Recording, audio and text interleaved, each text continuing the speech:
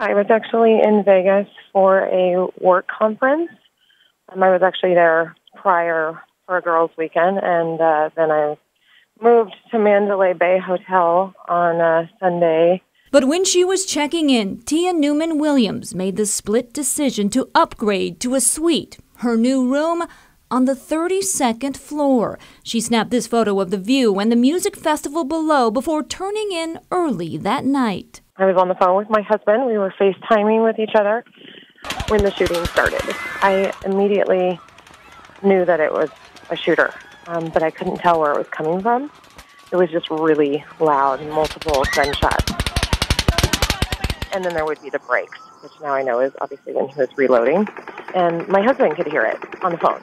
Tia says she immediately called the front desk to report a shooter in the hotel. That's when she was told to stay in her room. And at this point, I was leaning kind of up against the wall where I could look out the panoramic windows. And at that point, I could see the flash of the gunshot kind of down the way. So I could tell that it was parallel with me a few windows down.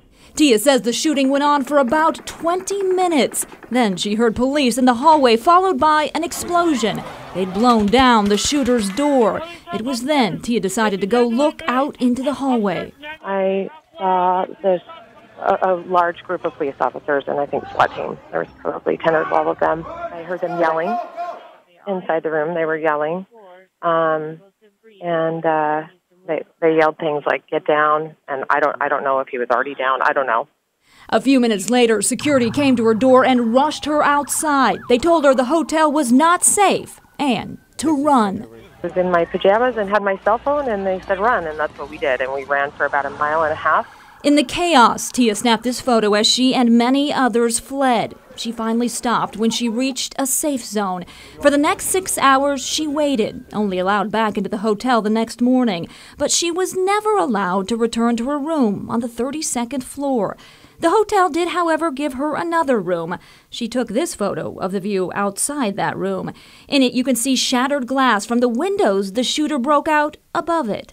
Still, Tia was thankful to be safe, knowing so many never made it to safety. I feel horrible for all the victims and their families. I just can't even imagine. It's just absolutely awful.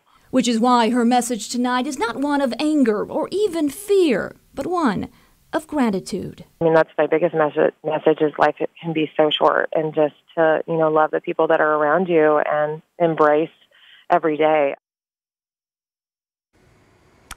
Now, I also asked Tia if she ever saw the shooter, Stephen Paddock, in the hotel leading up to that night.